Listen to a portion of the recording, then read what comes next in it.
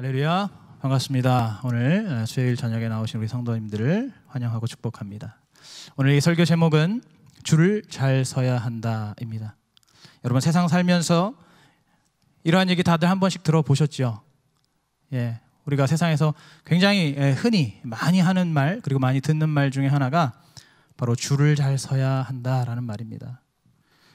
우리 인생의 성공과 실패의 여부가 이 줄을 어디에 서느냐, 줄을 어떻게 서느냐에 달려 있다는 것이죠. 재밌는 것은 우리가 서야 하는 우리 인생의 많은 줄들이, 그 줄들이 좋은 줄인지 혹은 나쁜 줄인지에 대해서 우리가 알 때도 있고, 또 반면에 모를 때도 있다는 것입니다. 어떤 줄이 좋은 줄인지를 분간하기 어려운 그러한 상황들, 그러한 순간들도 꽤 많이 있다는 것이죠. 대표적인 경우가 바로 남자분들 군대입니다. 저는 공익이기 때문에 사실 군대 얘기를 감히 할 수 없는 입장이지만 용기 내서 군대 얘기를 감히 해보자면, 군대에서는 그렇게 줄을 많이 세운다고 합니다. 그런데 그 줄이 무엇을 위한 줄인지 그것을 알려주지를 않는 것이죠. 일단 줄을 세우고 일단 줄을 서게 하는 겁니다. 그러면 이제 그 줄을 어디에 섰느냐에 따라서 자신이 해야 할 작업들이 결정이 됩니다. 그 작업의 종류, 작업의 난이도, 이러한 것들이 다 다른데 줄을 어디에 섰느냐에 따라서 어떤 사람들은 쉽고 편한 일을 할 수도 있고, 또 어떤 사람들은 굉장히 고되고 어려운 그러한 일들을 할 수도 있다는 겁니다. 순전히 줄을 어디에 섰느냐에 따라서 그 일들이 달라지는 것이죠. 심지어는 줄을 어디에 섰느냐에 따라서 자신이 복무해야 될 부대조차도 완전히 달라집니다. 마찬가지로 어떤 줄에 섰느냐에 따라서 그 긴 군복무 기간을 널널하게 보낼 수도 있고, 또는 굉장히 아주 힘들게 타이트하게 보낼 수도 있다는 겁니다. 바로 그 줄에 따라서 그 군 생활이 180도 달라지는 것입니다. 어쨌든 확실한 것은 내가 알든 모르든 줄은 확실히 잘 서야 한다는 겁니다. 많은 사람들이 좋은 줄에 서기 위해서 여러 가지 많은 노력을 기울입니다. 어떤 부모들은 자기 자식에게 좀 더 좋은 교육을 시키고 좀 더 경쟁력 있는 그러한 좋은 교육을 시키기 위해서 저 서울의 유명한 강남이나 대치동이나 이런 데로 이사를 가기도 합니다. 자기 아이들을 좋은 줄에 세우기 위해서. 학생들은 좋은 대학에 가기 위해서 공부를 합니다. 다르게 표현하면 좋은 대학에 줄을 서기 위한 것이죠. 또 청년들은 좋은 기업에 들어가기 위해서, 좋은 기업에 줄 서기 위해서 취업 준비를 합니다. 특히 요즘에 많은 사람들이 하는 것들이 있죠. 이제 앞으로 전망이 좋다고 하는 그런 여러 가지 주식이나 또 코인이나 또 여러 부동산들, 이런 것들에 투자를 합니다. 그럼 이 투자도 일종의 줄 세우기 아니겠습니까? 자신이 가지고 있는 돈을 좋아 보이는 그런 어떤 종목이라든지 어떤 좋아 보이는 것에다가 자신의 가지고 있는 돈을 줄 세우기를 하는 겁니다. 왜 이렇게 줄을 서고 또 줄을 세우는 것일까요? 그 인생이 이 줄에 따라서 완전히 달라지기 때문입니다. 때로는 나의 노력과 나의 실력과 내가 원래 가지고 있는 그것과 전혀 상관없이 나의 인생이 완전히 달라지기도 합니다. 그런가 하면은 우리 각각의 개인뿐만 아니라 국가나 사회와 같은 이러한 거대한 공동체도 이 줄을 어디에 서느냐에 따라서 큰 영향을 받기도 합니다. 여러분 다 아시는 대로 지금 일어나고 있는 저 우크라이나 사태를 볼 때 분명히 그것은 참으로 안타깝고 너무나 가슴 아픈 일입니다. 우리가 기도해야 될 일입니다.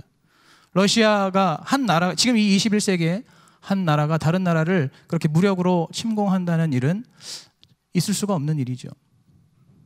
그런데 여러분, 우크라이나라는 나라의 이 과거 행보를 살펴보면 현실적으로 참 아쉬운 부분이 있습니다. 지금의 그 안타까움과는 별개로 이 우크라이나라는 나라의 그 과거의 행보에는 아쉬움이 있다는 겁니다.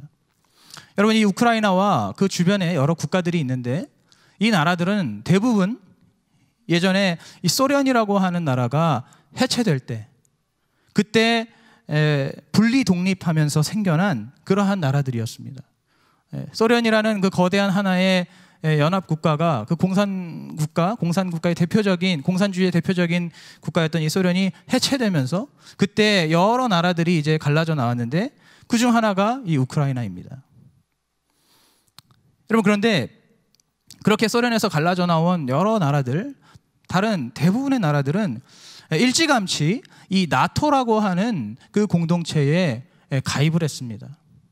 이 나토라는 것은 뭐 대부분 다 아시겠지만 북대서양 조약기구라고 해서 미국과 또 서유럽 국가들이 중심이 되어서 이렇게 일종의 동맹을 맺고 있는 그런 공동체라고 할 수 있습니다. 다른 모든 나라들은 일찌감치 이 나토에 다 가입을 했습니다. 그런데 어떠한 이유인지 정확히 알 수는 없지만은 여러 가지 추측이 많지만 이 우크라이나라는 나라는 나토에 가입을 하지 않았던 것입니다. 러시아가 침공을 하는 그때까지도 이 우크라이나는 나토에 가입하지 않은 소위 말하는 중립국이었습니다. 여러분, 무엇을 말합니까? 다른 나라들이 이 나토에 다 줄을 서고 있을 때 이 우크라이나는 그 줄에 서지 않고 어중간하게 있었다는 겁니다. 그러다가 이 러시아의 침략을 당하게 됐습니다. 여러분, 지금 이 우크라이나의 상황이 어떻습니까? 말도 안 되는 러시아의 그 무력 침공을 당하고 있으면서도 나토의 도움을 전혀 받지 못합니다. 왜냐하면 나토 회원국이 아니기 때문이죠. 그렇기 때문에 그 나토를 구성하고 있는 미국이라든지 여러 서유럽 국가들이 이 우크라이나를 전격적으로 도와줄 수가 없습니다. 그냥 속수무책으로 당할 수밖에 없고 굉장히 지금 바람 앞에 등불과 같이 위험한 상황에 놓여 있는 것이 지금 우크라이나의 현재 상황입니다. 얼마 전에 20대 대통령 선거가 있었던 우리나라도 마찬가지죠. 여러분, 이 선거라는 게 결국에는 줄을 서는 것 아니겠습니까?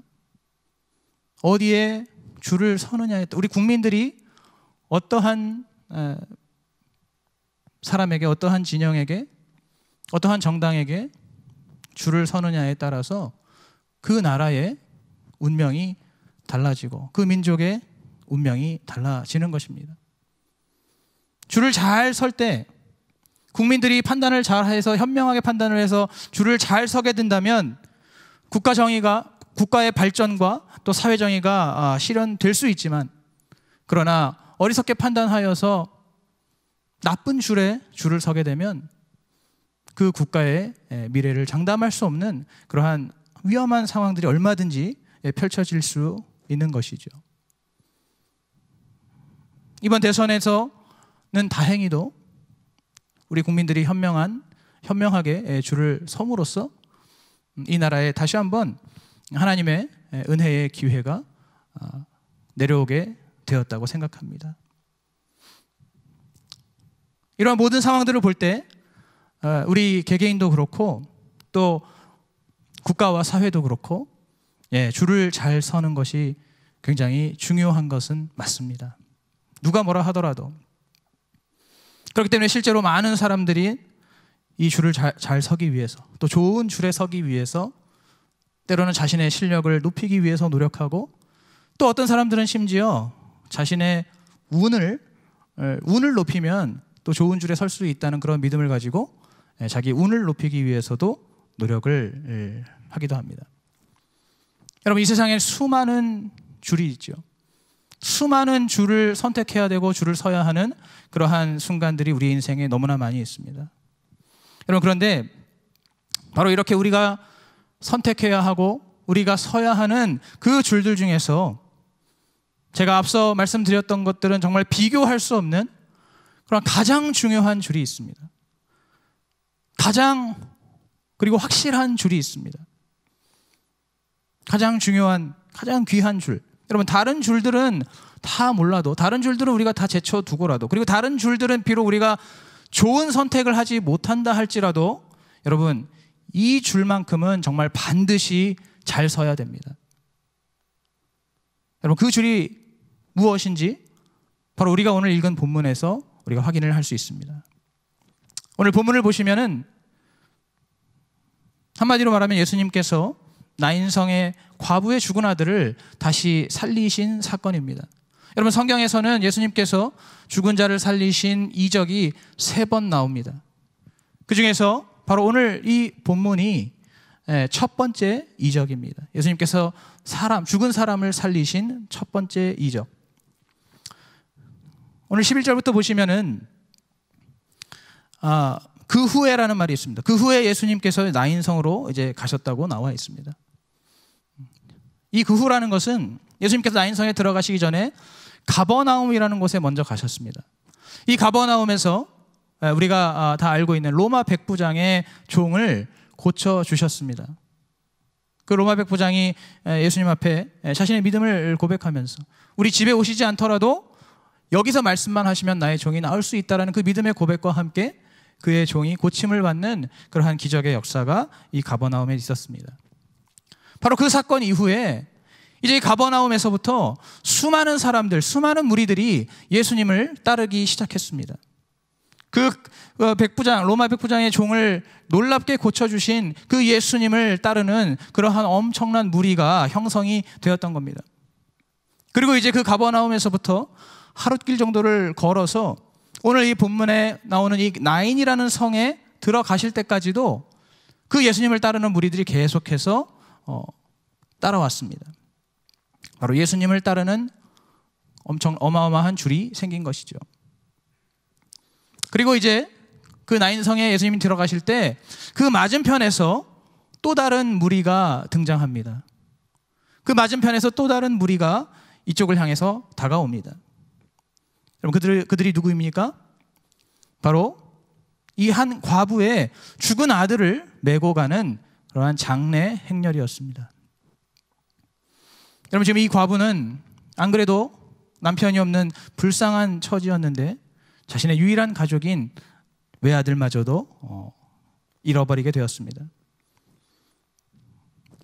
이제 그 여인을 불쌍히 여기신 예수님께서 그 여인에게 다가가셔서 울지 말라고 위로의 말씀을 건네시고는 이제 그 관 속에 누워있는 그 죽은 아들을 향해서 그 관에 직접 손을 대시고 그 죽은 아들을 향해서 일어나라고 명령하셨습니다. 그러자 그 죽었던 아들이 벌떡 일어나 앉아서 말을 할 정도로 완전히 다시 살아나게 되었습니다. 이제 그것을 본 수많은 사람들이 하나님께 영광을 돌리고 또 하나님을 경외하는 일이 있었던 것이 바로 오늘 본문의 사건입니다. 여러분, 그러니까 오늘 이 본문에 보시면 지금 무엇을 우리가 발견할 수 있냐면 바로 2개의 행렬을 발견할 수가 있습니다. 2개의 줄을 발견할 수가 있다는 것이죠. 하나는 무엇입니까? 나인성으로 들어가는 행렬입니다. 그리고 또 다른 하나는 나인성에서 나오고 있는 행렬입니다. 여러분이 지금 나인성으로 들어가는 행렬은 바로 예수님께서 이끄시는 행렬이죠. 예수님을 따르는 무리들의 행렬입니다. 예수님을 중심으로 하고 있는 그러한 그 예수님의 줄이라고 할 수가 있습니다. 여러분, 이 행렬에는 무엇이 있습니까? 바로 예수 그리스도의 그 무한하신 은혜와 사랑이 있습니다. 그리고 그 주님의 그 사랑에서 기인하는, 그 사랑에서 비롯되는 복된 소식, 바로 복음이 있습니다. 그리고 그 복음을 믿음에서, 그 복음을 믿는 자들에게 주어지는 구원이 바로 이 예수님의 행렬에 있었습니다. 여러분, 그 구원을 누릴 때 어떠한 일들이 생깁니까? 모든 질병과 저주가 떠나가게 됩니다. 그리고 일찍이 내 삶 속에 경험하지 못했던 그러한 새로운 기쁨과 새로운 소망이 넘쳐나게 됩니다. 심지어는 죽은 자가 살아나는 그러한 부활의 삶이 새롭게 시작되는 그러한 생명의 행렬이 바로 오늘 예수님께서 이끄시는 이 행렬입니다. 여러분, 반면에 이 나인성에서 이제 나아오는 그 행렬은 어떤 행렬입니까? 그야말로 죽음의 행렬입니다. 죽음의 장례 행렬입니다. 여기에는 예수님이 계시지 않습니다. 여기서는 예수님이 주인이 아닙니다. 그러면 이 행렬의 주인은 누구입니까? 바로 죽음입니다. 죽음이 이 행렬의 주인입니다.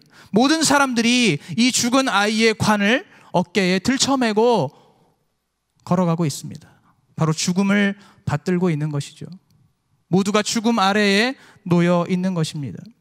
죽음의 지배를 받고 있는 그 무리의 줄이 바로 지금 이 장례 행렬입니다. 여러분, 이 행렬에 있는 모든 사람들은 죽음을 너무나 두려워합니다. 죽음 앞에 겁을 냅니다. 여러분, 왜 그렇습니까? 이 죽음이라는 것이 얼마나 무자비한지 과부의 외아들조차도 뺏어가기 때문입니다. 안 그래도 가족이 없고 식구가 없는 그 과부의 하나 남은 외아들마저도 무자비하게 빼앗아가는 것이 바로 이 죽음입니다. 여러분, 이 죽음으로 인해서 생겨나는 그 이별은 또 얼마나 안타깝고 슬픕니까? 이 죽음으로 인한 이별은 그때부터 영원토록 지속되는 이별이기 때문에 거기에서는 슬픔만이 가득하고 또 절망만이 가득합니다. 눈물이 마를 날이 없는 그러한 행렬이 바로 오늘 이 죽음의 행렬입니다. 여러분, 그리고 이 죽음의 뒤에는 실질적으로 누가 있습니까? 바로 죄와 사망의 아비이자 또 근원인 마귀가 있습니다. 그래서 실질적으로는 바로 이 마귀가 주도하고 마귀가 끌고 다니는, 그리고 마귀에게 모든 사람들이 끌려다니는 그러한 행렬이 바로 이 장례 행렬입니다. 여러분, 지금 이 나인성에 이렇게 완전히 서로 다른 두 개의 행렬이 있는 것입니다. 그리고 바로 이 두 행렬이야말로 제가 아까 말씀드린 대로 우리의 인생에서 우리가 서야 하는 수많은 줄들, 우리가 선택해야 하는 수많은 줄들 가운데 그 다른 모든 것들은 정말 비교할 수 없는 가장 치명적이고 가장 결정적이고 가장 중요한 두 줄인 것입니다. 바로 이 두 행렬, 예수님께서 이끄시는 구원과 생명의 행렬이 있고, 그리고 아니면 원수 마귀에게 끌려다니는 그러한 죽음의 행렬이 있습니다. 이 두 가지 행렬, 반드시 이 세상 모든 사람들이 어느 한쪽을 선택해야 되고 또 서야만 하는 그러한 두 개의 줄입니다. 여러분, 이 두 행렬의 특징이 있습니다. 첫 번째 특징은 무엇입니까? 중간이 없다는 것입니다. 제3 혹은 제4 어떤 다른 행렬, 다른 대안적인 행렬이 전혀 없습니다. 오직 예수님의 행렬 아니면 마귀의 죽음의 행렬, 이 두 가지뿐입니다. 두 번째 특징은 이 세상의 모든 사람들, 이 세상에 한 번 태어나서 한 번 살고 죽은 모든 사람들은 누구도 예외 없이 이 두 행렬 중에 한쪽에는 반드시 속해야만 한다는 것입니다. 그리고 한쪽에는 반드시 속할 수밖에 없다는 것입니다. 세 번째 특징이 무엇입니까? 이 두 줄의 행렬은 바로 우리의 삶을 가장 근본적으로 그리고 가장 영구적으로 완전히 바꿔놓게 됩니다. 우리의 삶을 영원토록 결정짓는 것이 이 두 줄 사이에서 어떤 줄을 선택하느냐에 따라 달려 있는 것입니다. 어떤 줄은 영원한 천국을 향한 줄이 되는 것이고, 어떤 한 줄은 영원한 사망, 영원한 지옥으로 가는 그러한 줄이 되는 것입니다. 마태복음 25장에서도 예수님께서 다시 오실 때에 이때까지 이 땅에 살았던 모든 인류를 단 두 줄로 구분하시고 분류하신다라고 말씀하고 있습니다. 우리가 잘 알고 있는 양은 오른편에 두고 염소는 왼편에 둔다라는 그 예수님의 말씀이 마태복음 25장에 기록되어 있습니다. 바로 예수님의 구원의 행렬과 또 마귀와 죄와 사망의 행렬, 이 두 개의 행렬을 의미하는 것입니다. 여러분, 그렇기 때문에 오늘 우리가 이 인생을 살면서 우리의 삶 속에서 가장 집중해야 하는 것이 무엇입니까? 가장 그리고 잘 서야 하는 줄이 무엇이겠습니까?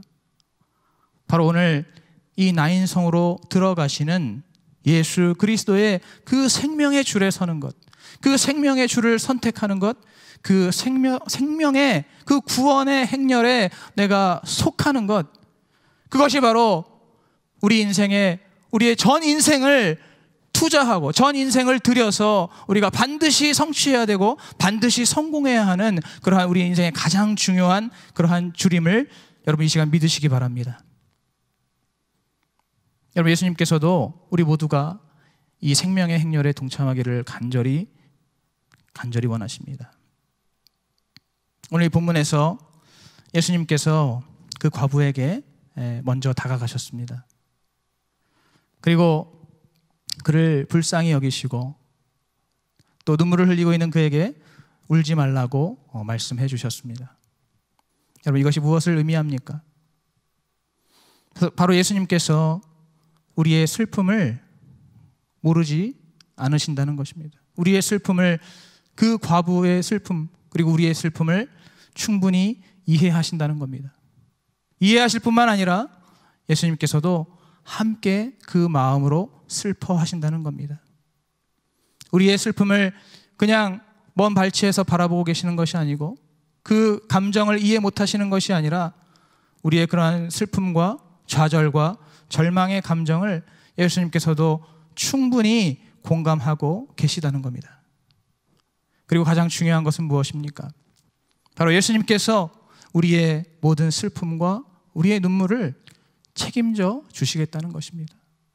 그 눈물을 닦아주시고 그 모든 슬픔들을 예수님께서 걷어가시겠다고, 책임지겠다라고 말씀하시고 또 그것을 위해서 지금 이 과부에게 다가오신 것입니다. 그리고는 예수님께서 이제 그 죽은 아들의 관에 손을 대십니다. 여러분, 이 손을 대는 것이 무슨 의미가 있을까요? 그냥 예수님께서 말씀으로 명령하셔도 이 죽은 아들은 충분히 살아날 수 있을 텐데 왜 예수님께서 그 관에 굳이 손을 대셨을까요? 여러분, 원래 이스라엘의 율법에서 이 죽은 사람과 관련된 물건은 만지지 않게 되어 있습니다. 죽은 사람이 누워져 있는 그 관도 손을 대면 안 됩니다. 왜냐하면 죽은 사람과 관련된 모든 것들은 부정하게 여겨졌기 때문입니다. 그렇기 때문에 그 아이가 누워있는 그 관에도 함부로 예수님이 아무 사람이나 그 관에 손을 대어서는 안 되는 것입니다. 왜냐하면 그 관에 손을 대는 즉시 그 본인도, 그 자신도 부정해지기 때문입니다. 그 부정이 옮아가기 때문입니다. 여러분, 그런데도 예수님께서 왜 그 관에 자신의 손을 대셨을까요?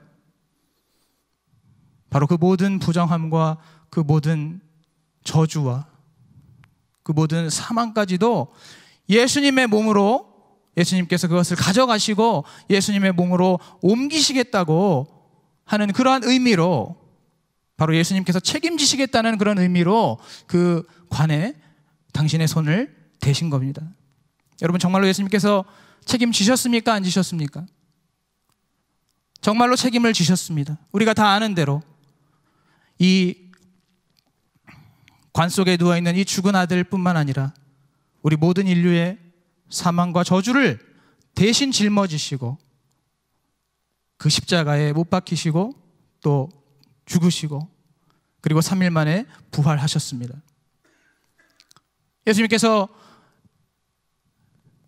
그 죽은 아이를 살려주신 것은 바로 예수님도 이 땅에서 당신의 그 사역을 감당하시고 이제 이 땅에서 바로 우리 모두를 위해서 십자가에 죽으시고 또 다시 살아나실 것이라는 것을 미리 알려주시는 차원에서, 미리 이것을 예고하시는 그러한 차원에서 그 과부의 죽은 아들을 살려주신 것입니다.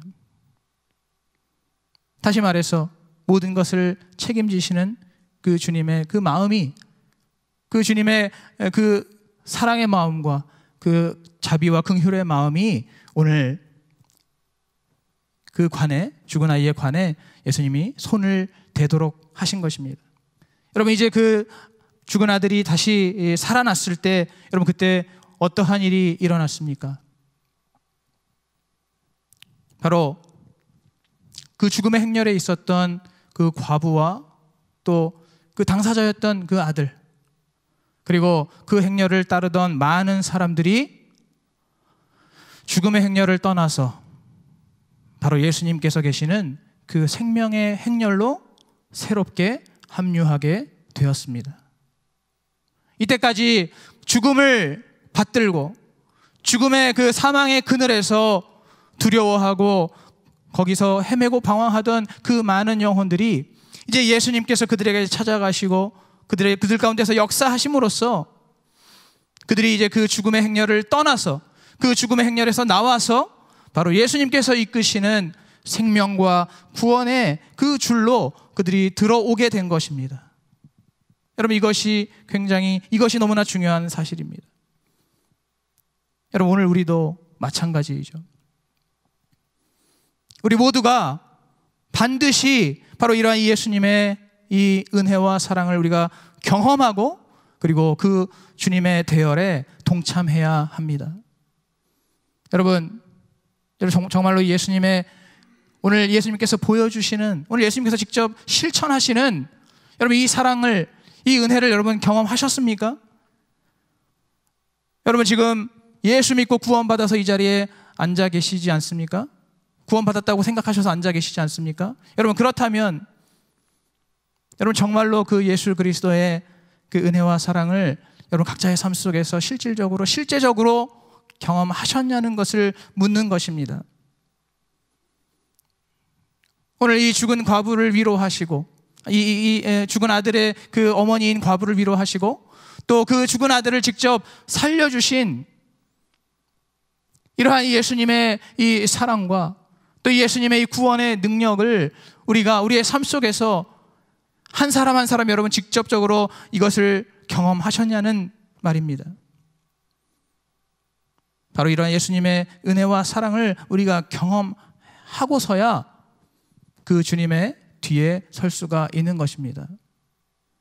그냥 우리가 단순히 말씀만을 지식적으로 들었거나 아니면 어떤 감정적인 그러한 어떤 정서적인 반응으로서 나도 모르게 어느새 교회에 나오게 되었고 나도 모르게 어느새 예배를 드리고 있는 그러한 나의 모습이 있다면 여러분 오늘 이 말씀을 들으면서 내가 어떻게 해야 그 예수님의 생명의 행렬에, 그 구원의 행렬에 굳건하게 서 있을 수 있을 것인가, 영구적으로 서 있을 수 있을 것인가, 그것을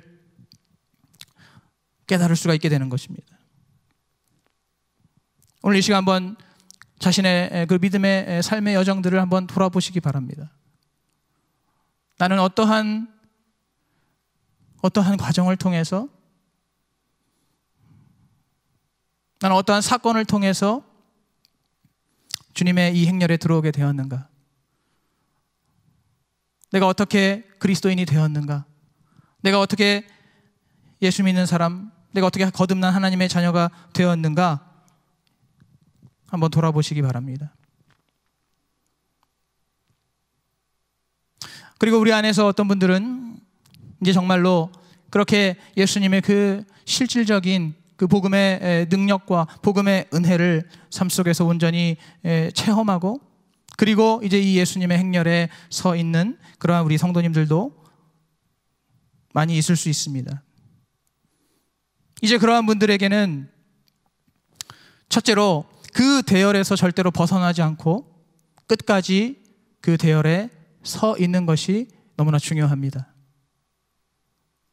내가 정말로 이제 그 예수 그리스도의 복음이 나의 삶의 실제가 되어서 내 삶을 완전히 새롭게 세팅하고 나의 삶의 목적과 이유를 완전히 뒤바꾸고 또 그 복음만이 나의 삶의 근거가 되고 나의 삶의 동기가 되고 힘이 되고 능력이 되고 소망이 되었다면은 이제 그렇다면 그분은 바로 예수 그리스도의 행렬에 속하게 된 것인데, 그렇다면 이제 그 다음부터는 이제 바로 그 대열에서 절대로 벗어나지 않고 끝까지 그곳에 서 있어야 한다는 것입니다. 여러분, 오늘 제가 말씀을 준비하면서 바로 이 예수님의 대열에 내가 지금 얼마나 견고하게 서 있는가를 확인하는 5가지의 체크리스트들을 뽑아봤습니다. 여러분, 한번 참고해 보시기 바랍니다. 내가 지금 예수님의 행렬에 얼마나 안전하게, 얼마나 온전하게 또 견고하게 서 있는가를 확인하는 체크리스트입니다. 첫 번째, 지금 내 안에 구원에 대한 넘치는 감사와 기쁨이 있는가? 첫 번째 항목입니다. 말할 것도 없이 우리 그리스도인들에게 가장 중요하고 가장 근본적인 질문입니다. 우리 각자가 아마 예수 그리스도를 처음 믿고 구원을 받은 그 시점은 다 다를 것입니다. 중요한 것은 바로 지금이 중요하겠죠. 지금 이 현 시점에서 나의 심령 가운데 그 예수 그리스도를 통한 그 구원의 그 기쁨과 감격이, 지금 그 감사가 내 안에 얼마나 충만하게, 얼마나 풍성하게 채워져 있는가? 이것이 첫 번째 항목입니다. 두 번째 항목은 바로 죄에 대한 감각입니다. 많은 사람들이 예수 그리스도를 믿고 나서도 어쩔 수 없이 크고 작은 그런 수많은 죄에 노출되고 또 죄를 저지를 수밖에 없습니다. 중요한 것은 우리가 그렇게 우리의 삶 속에서 겪게 되고 짓게 되는 그러한 죄들에 대해서 우리가 어떠한 감각을 갖고 있느냐는 것입니다. 우리의 삶 속에서 계속되는 그러한 죄의 경험과 노출 속에서 혹시 우리의 마음이 무감각해졌다면, 너무나 덤덤해지고 그냥 그것이 아무렇지도 않아지고 자연스러워지고 그냥 다들 그렇게 사는 거지라는 혹시라도 그러한 생각이 든다면 여러분, 그것은 굉장히 위험한 상황입니다. 우리가 지금 예수 그리스도의 그 행렬을 확실하게 쫓고 있으려면 여전히 우리 안에는 죄에 대한 그러한 예민한 감각이 있어야 됩니다. 우리가 죄를 지었을 때 하나님 앞에 통렬한 회개로 주님 앞에 나아가는, 그것이 어떤 죄든지 간에 아무리 작은 죄이건 혹은 반대로 어떠한 큰 죄이건 주님 앞에 진정한 마음으로 또 정말 통렬한 그러한 회개로 주님 앞에 나아가는 그러한 회개의 모습이 우리 안에 있는가? 아니면 그냥 습관적으로 워낙 반복되는 죄다 보니까 그냥 습관적으로 회개하고 그냥 입술로만 회개하고 형식적으로만 회개하고 그래도 씻어졌겠지 생각하면서 그렇게 무감각하게 하루하루를 살아가는 그러한 모습이 우리 안에 있지는 않은지, 바로 죄악에 대한 감각, 이것이 두 번째 항목입니다. 세 번째는 내 안에 하나님을 사랑하고 형제를 사랑하는 마음이 얼마나 있는가입니다. 지금 내 안에 하나님을 사랑하는 마음, 그리고 우리 주변에 있는 형제와 이웃을, 그들에게 관심을 가지고 또 그들에게 사랑을 갖는, 사랑의 마음을 갖는 것, 이것이 굉장히 중요합니다. 왜냐하면 하나님을 사랑하고 또 형제와 이웃을 사랑할 때에만 주님의 말씀과 계명을 지킬 수가 있기 때문입니다. 우리가 교회에서 예배드리고 말씀 들으면서 이 하나님의 말씀, 계명, 율법, 계명 잘 지켜야 된다라는 말씀 여러분 정말 숱하게 많이 들으셨을 겁니다.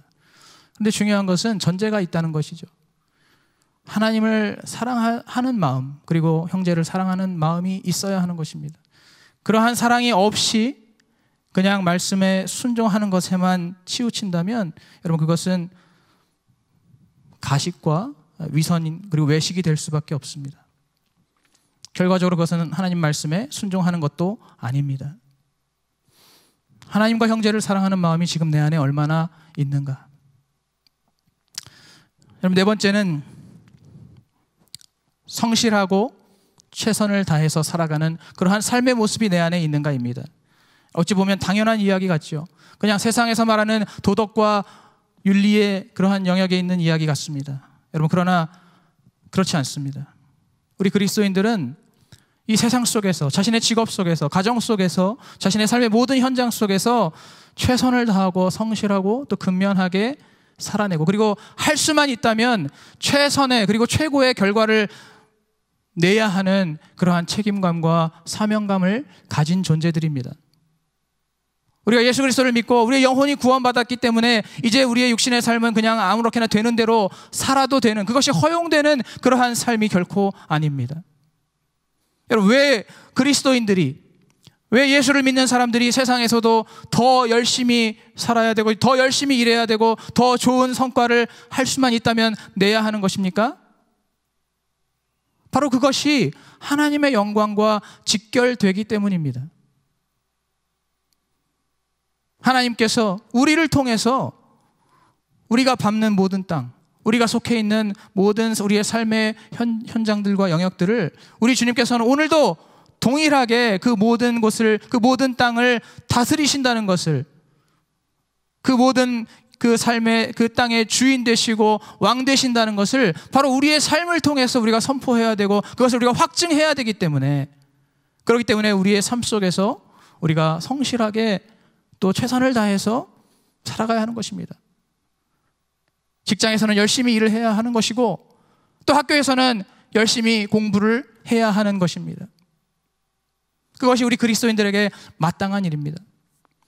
그리고 또 하나 중요한 것은 우리가 그렇게 열심히 성실하게 최선을 다해서 살아가는 그러한 모습 그 자체가 우리의 구원의 증거가 될 수가 있습니다. 여러분, 원래 우리 인간은 천성적으로 죄인이기 때문에, 그죠? 영적으로 죄인입니다. 원죄를 갖고 있는 죄인입니다. 그래서 우리 인간은 근본적으로 성실하게 최선을 다하고 열심히 살 수가 없습니다.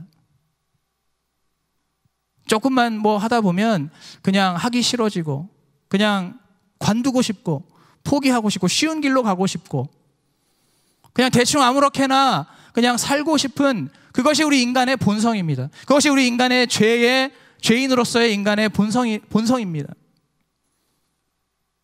그렇다면 어떻게 할 때 우리가 그러한 것들을 극복하고 그러한 것들을 넘어서고 초월하여서 힘든 것들을 이겨내면서 그러한 어려운 상황들을 내가 극복하면서 최선을 다해서 열심히 살아갈 수가 있습니까? 바로 예수 그리스도를 믿고 구원받아서 새로운 사람이 되었을 때만이 우리의 삶 속에 그러한 모습이 가능해지는 것입니다. 정직하게 그리고 성실하게, 그러면서도 할 수만 있다면 유능하게 많은 열매들을 맺으면서 살아가는 그러한 모습들은 바로 예수 그리스도를 믿고 나서만이 가능하다는 것입니다.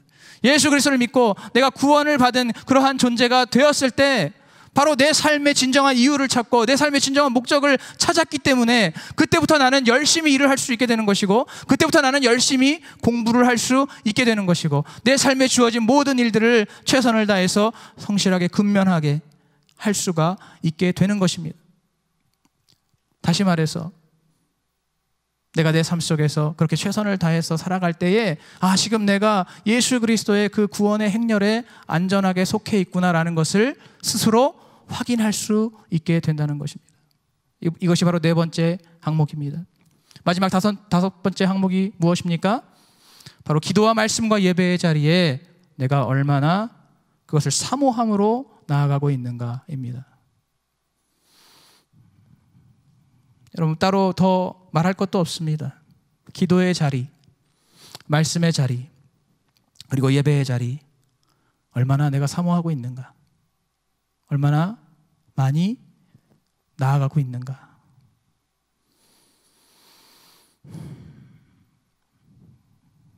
여러분, 이러한 항목들을 체크해 봤을 때 만약에 부족한 부분들이 많다면 지금 여러분의 그 위치는 위태로운 것입니다. 그 예수님의 행렬에서 자칫하면은 벗어날 수도 있는 그러한 위태로운 상황인 것이죠. 반대로 여러분 이 5가지를 체크해 봤을 때, 내가 생각해 봤을 때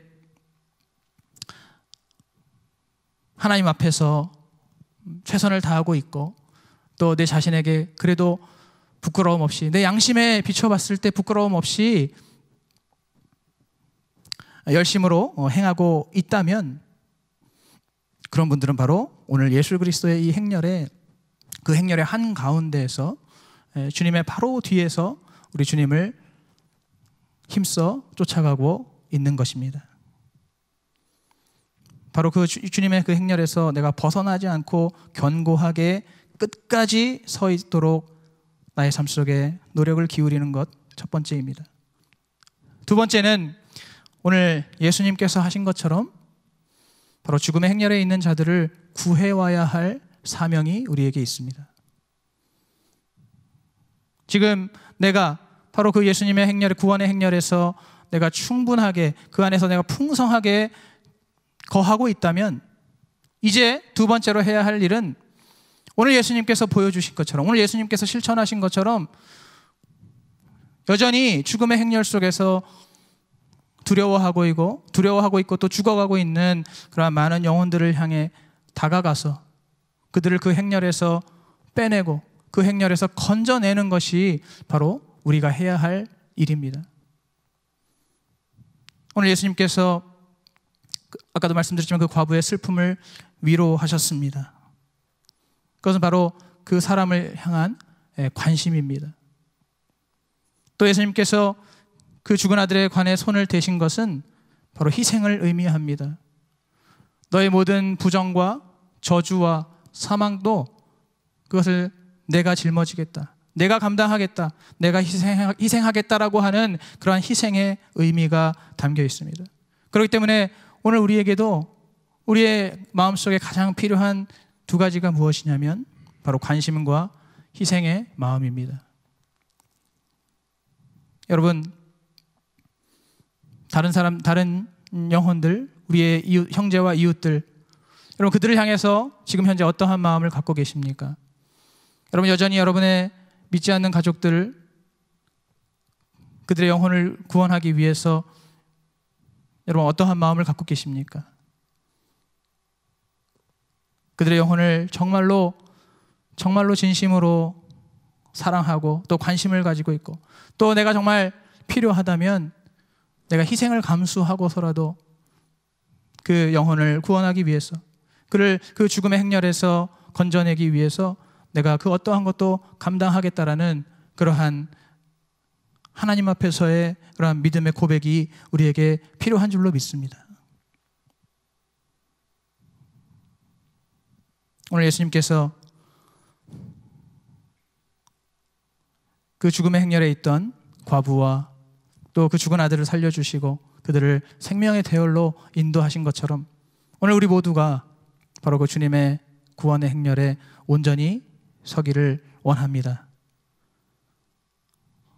오늘 주님께서 보여주신 그 주님의 마음, 그 주님의 사랑의 마음과 또 그 희생의 마음을 우리가 온전히 헤아리면서 그 생명의 행렬에서 많은 영혼들을 구원하며 많은 영혼들을 이 예수님의 행렬로 함께 합류시키는 그러한 저와 여러분이 되어야 할 줄로 믿습니다. 또 주님의 그 행렬 안에 여러 가지 또 세부적이고 작은 그러한 행렬들이 많이 있습니다. 거룩한 삶을 지키는 행렬, 그리고 사랑을 실천하는 행렬, 그리고 기도에 힘쓰는 행렬, 그리고 말씀을 사모하고 말씀을 묵상하는 행렬, 그리고 진정한 예배로 나아가는 예배의 행렬들이 있을 것입니다. 여러분, 지금 우리의 인생에서 우리가 서야 할 많은 그러한 줄들이 있고 많은 행렬이 있겠지만은, 그러나 오늘 이 말씀을 듣고 이제 우리의 삶 속에 지금 이 땅에서의 삶뿐만 아니라 우리의 영원한 내세의 삶까지도 결정짓는 그러한 가장 중요한 그 줄에 여러분 온전히 서시기를 바랍니다. 지금 우리 삶 속에서 혹시라도 여러분 이 세상적으로 안전하고 세상적으로 성공하고 세상적으로 잘 되는 그러한 줄에 서기 위해서 우리의 아까운 시간과 아까운 에너지를 혹시 허비하고 계신 분들이 있다면 여러분 그런 것들을 다 뒤로 하시고 이 세상의 그 어떤 줄보다도 가장 귀하고 가장 복된 예수 그리스도의 이 행렬에 온전히 견고하게 서시고 또 끝까지 그 줄을 잘 서셔서 바로 그 안에서 우리 주님께서 주시는 영원한 기쁨과 소망과 또 풍성한 생명을 영원토록 누리는 저와 여러분이 되시기를 축복합니다.